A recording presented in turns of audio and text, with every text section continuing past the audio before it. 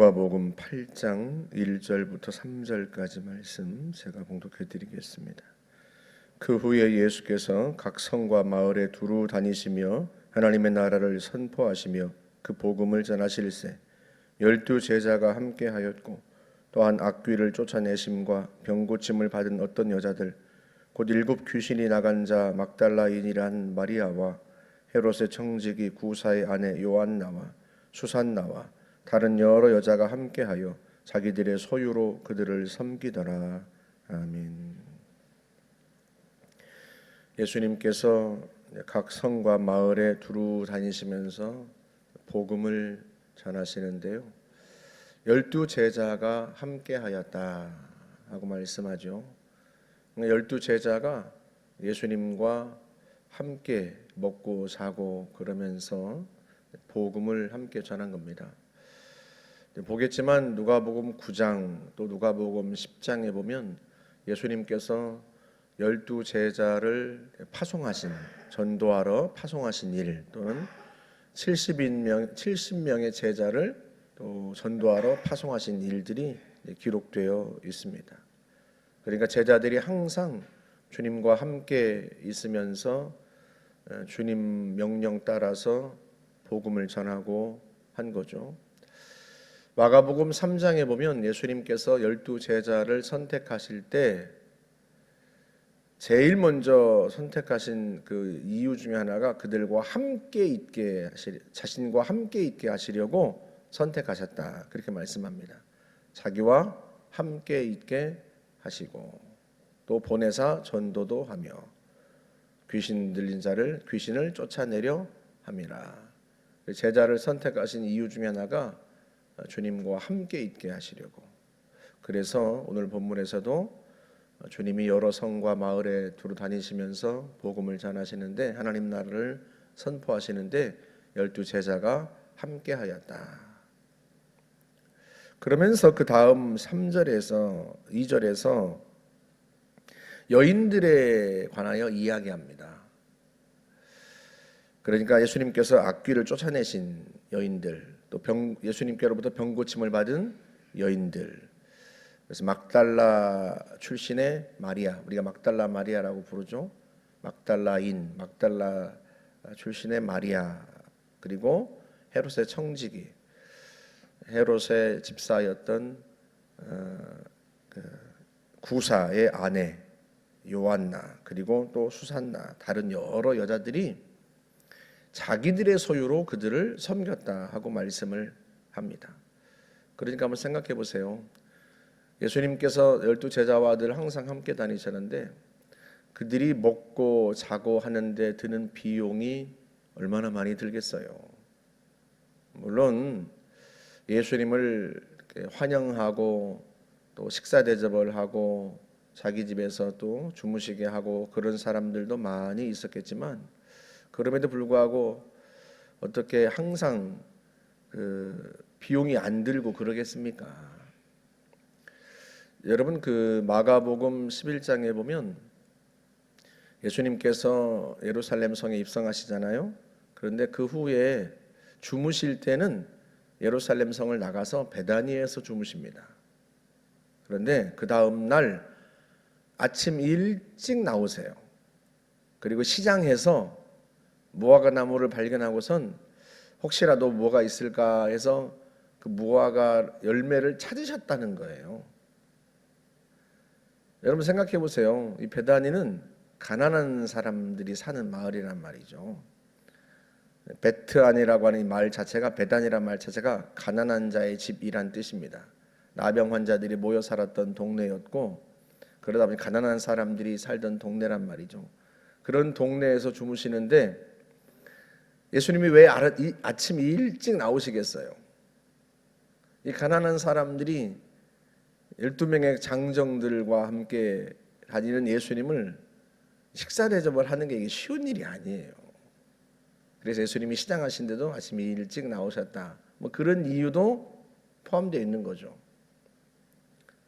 그래서 예수님께서 활동하시고 여러 곳에 다니실 때, 제자들과 함께 다니실 때 비용이 듭니다. 그래서 많은 여인들이 자기들의 소유로 섬겼다. 그렇게 말씀을 합니다. 항상 주의 일에는요, 이 재정이 필요해요. 그 이야기를 하는 거고요. 굳이 이 이야기를 하는 이유는 성경을 읽는 많은 성도들로 하여금 자신들의 소유로 복음을 전하는 일에 참여하도록 하기 위해서 누가를 통해서 주님이 이 장면을 기록하지 않았겠습니까? 그리고 이 일에 참여했던 여인들의 이름을 기록한 이유도 거기에 있는 거죠. 여러분, 실제로 빌립보서 1장에 보면 사도 바울이 빌립보서 1장 5절에서 그렇게 말해요. 너희가 첫날부터 이제까지 복음을 위한 일에 참여하고 있다. 첫날부터, 그러니까 바울이 빌립보에 들어가서 복음을 전했던 그 첫날부터 이제까지, 지금 빌립보서를 쓰고 있는 바울이 지금 로마 감옥에 갇혀 있잖아요. 지금까지 너희가 복음을 위한 일에 참여하고 있다. 그 복음을 위한 일이 뭘까? 그 다음 6절에서 이렇게 말해요. 너희 안에 착한 일을 시작하신 이가 그리스도 예수의 날까지 이루실 것을 나는 확신한다 하고 기록하는데, 그 주님께서 그들 안에 시작하신 착한 일, 복음을 위한 일, 그 일을 빌립보서 4장에서 구체적으로 기록합니다. 그게 뭔가 하면 빌립보 4장 15절에서 다시 이야기하기를 빌립보 사람들아 너희도 알거니와 복음의 시초에 내가 마게도냐를 떠날 때 주고받는 내 일에 참여한 교회가 너희 외에 아무도 없었느니라. 무슨 일? 주고받는 일. 뭘 주고받아요? 바울에게 선교비를 준 거예요. 그리고 16절에서 이어서 말해요. 데살로니가 있을 때에도 너희가 한 번뿐 아니라 두 번이나 나의 쓸 것을 보내었노라. 그런데 지금도 에바브로디도 편에 너희가 보낸 것을 받으니 내가 풍족하다 하고 이야기를 합니다. 그러면서 하는 말이 이는 향기로운 제물이요 하나님을 기쁘시게 한 것이다. 그러니까 빌립보 교회가요, 그들에게 와서 바울이 복음을 전했던 그 복음의 시초부터 1장 5절의 표현에 따르면 첫날부터 바울의 선교비를 댄 거예요. 주고받는 일, 바울의 쓸 일, 쓸 것. 빌립보를 떠난 후에도, 빌립보를 떠나서 데살로니가가 왔을 때에도, 데살로니가 있을 때에도 한 번뿐 아니라 두 번이나 바울의 쓸 것을 보내고, 여전히 지금도 빌립보서를 쓰고 있는 지금도 에바브로디도를 보내서 에바브로디도 편에 바울의 필요한 비용들을 대고 있는 거죠. 그걸 향기로운 제물이라고 표현합니다. 하나님을 기쁘시게 한 것이라고 표현해요. 바울도 선교 여행을 다니면서 얼마나 비용이 필요하겠어요. 물론 바울은 자기가 일하면서 자기 쓸 것을 댔지만 그럼에도 불구하고요, 복음을 전했는데 어떻게 일하다가 돈이 필요하다고 일만 하고 있겠어요? 하나님이 기회를 주시면 복음을 전해야 하고 그 일에 열중해야 하지 않겠습니까? 사람들에게 복음을 전하고 복음을 전한 사람들에게 다시 그들을 모아서 양육하고 그러지 않겠습니까? 그러면 비용이 필요하단 말이죠. 그걸 빌립보 교회가 처음부터 바울의 선교비를 댔던 거예요. 그것을 바울이 너희 안에 시작하신 착한 일이라고 표현하고요. 그리스도 예수의 날까지, 주님이 원하시는 때까지, 주님이 완성하시는 그 일을, 복음의 일을 완성하시는 때까지 이루실 거다 하고 이야기를 하는 겁니다. 고린도후서 8장에서 바울이 이 빌립보 교회를 또 칭찬합니다. 뭐라고 이야기하는가 하면, 형제들아 하나님께서 마게도냐 교회에 주신 은혜를 너희에게 알리노니. 마게도냐 지역에 빌립보, 데살로니가, 베레아 이런 교회들이 있단 말이에요. 우리로 치면 강원도에 있는 춘천시 이렇게 표현할 수 있어요. 마게도냐 안에 있는 빌립보, 데살로니가. 근데 마게도냐에게 주신 교회들에게 주신 은혜, 그 은혜를 이야기하면서 뭐라고 이야기하냐면 2절에서 환난의 많은 시련 가운데서 그들의 넘치는 기쁨과 극심한 가난이 그들의 풍성한 연보를 하게 하였다. 말 이상하죠. 환난의 많은 시련 가운데서 얼마나 이 빌립보 교회, 데살로니가 교회들이 자기 동족들에게서 박해를 받았으면 환난 가운데서 이렇게 표현하지 않고 환난의 많은 시련 가운데서 하고 중복해서 썼겠어요. 그렇게 환난을 당하고 박해를 당하고 시련을 당하는 가운데서도 그들에게 두 가지가 넘쳤다는 거예요. 첫 번째는 넘치는 기쁨이 넘쳤고, 두 번째는 연보가 넘쳤다는, 헌금이 넘쳤다는 거예요. 그런데 그 헌금을 그들이 풍족해서 헌금을 드린 것인가? 그게 아니고 극심한 가난 가운데서. 그들도 가난해요. 그것도 바울이 극심한 가난이라고 표현해요. 극심한 가난 가운데서도요, 그들이 풍성한 연보를 했다는 거예요. 무엇을 위해서? 복음을 위해서. 그러니까 빌립보 교회나 데살로니가 교회, 이런 교회들이, 성도들이 잘 살아서 선교비를 그렇게 많이 보낸 게 아니에요. 여러 번 보낸 게 그들이 재정이 넉넉해서 보낸 게 아닙니다. 가난한데, 그것도 극심한 가난인데, 자기들도 어려운데 그 와중에서도 복음을 위한 일에 참여하고 있는 거죠. 이런 많은 사람들이 있었기 때문에 바울의 복음 전파가 원활하게 이루어질 수 있었던 거고, 이렇게 비용을 댄 사람들이 있었기 때문에 예수님도 제자들을 데리고 다니면서, 그 많은 제자들과 함께 다니면서 하나님 나라 복음을 전파할 수 있었던 거예요. 주님께서 우리에게 은혜를 주시는 대로 그 은혜에 감사해서 우리가 복음을 위한 일에 참여합니다. 넉넉해서가 아니라 주님이 내게 주신 은혜가 있어서 그 은혜에 감사해 넉넉하지 않지만 그럼에도 불구하고 기쁨으로 참여하는 거죠. 그것이 복음을 위한 일입니다. 복음 전파를 위한 일이고요. 요즘에 환율도 올라가고 경제도 어려워지니까 선교지에서 아우성이에요.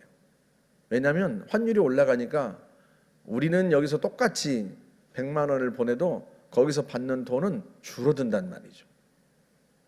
게다가 경제가 어려워지니까 교회들이 선교비를 줄입니다. 그러면 선교사들은 거기에서 생활하면서 어려워지는 거죠. 그렇지 않습니까?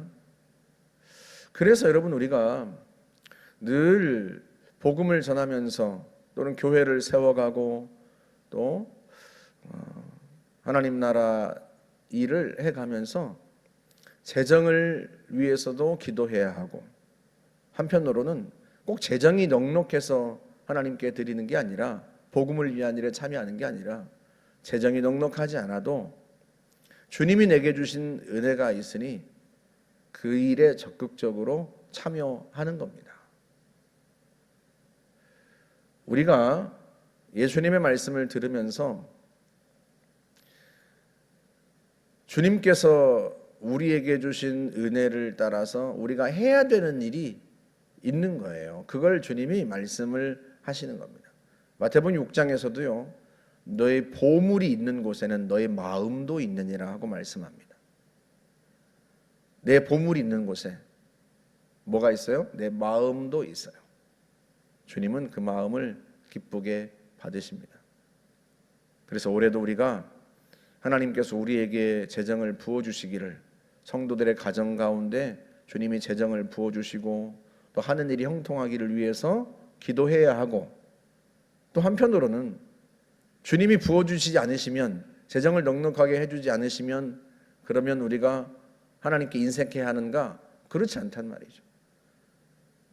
마케도냐 교회들이 극심한 가난 가운데서도 그들이 풍성한 연보를 해서 복음을 위한 일에 처음부터 지금까지 지속적으로 참여했던 것처럼 주님은 우리에게 풍성하게 재정을 부어주시든 그렇지 않든 그것과 상관없이 우리가 복음을 위한 일에 참여하고 또 우리의 재정으로 주님께 헌신하는 것입니다.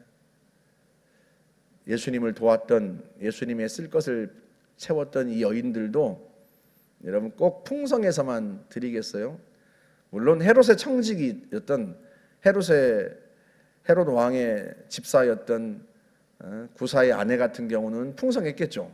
하지만 7 귀신이 나간 막달라 마리아가 재정이 풍성했겠습니까? 7 귀신 들려서 제정신이 아닌 채로 인생을 살았을 텐데 그에게 무슨 돈이 있었겠어요. 그런데도 주님께서 또 쓸 것을, 제자들과 함께 쓸 것을 그들이 된 거죠.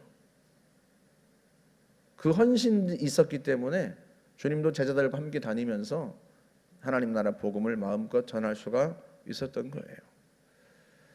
저와 여러분들이 주님께서 주신 은혜를 따라서 우리의 재정으로 복음을 위한 일에 참여하고 이를 통해서 하나님이 받으실 만한 향기로운 재물, 하나님을 기쁘시게 하는 그런 일들이 올해도 끊임없이 이어질 수 있기를 주님의 이름으로 축복합니다. 함께 기도하겠습니다. 좋으신 하나님 감사합니다. 주님께서 우리에게 베푸신 은혜를 따라 우리 역시도 주의 일에, 복음을 위한 일에 참여합니다. 우리가 가난하나 부하나 상관없이 주님이 베푸신 은혜를 따라서 주께 헌신하오니 주님께서 기쁘게 받으시고 향기로운 제물로 드려진 이 모든 것들을 주님이 기쁘시게 받으시고 하나님 아버지 사랑하는 성도들을 넘치게 축복하여 주시기를 원합니다. 성령님, 올해도 주님께서 성도들에게 넘치게 은혜를 부어 주시옵고 재정도 넘치게 부어 주시어서 감사와 기쁨으로 주 앞에 드릴 수 있도록 복을 내려 주옵소서. 감사드리며 예수님의 이름으로 기도하옵나이다. 아멘.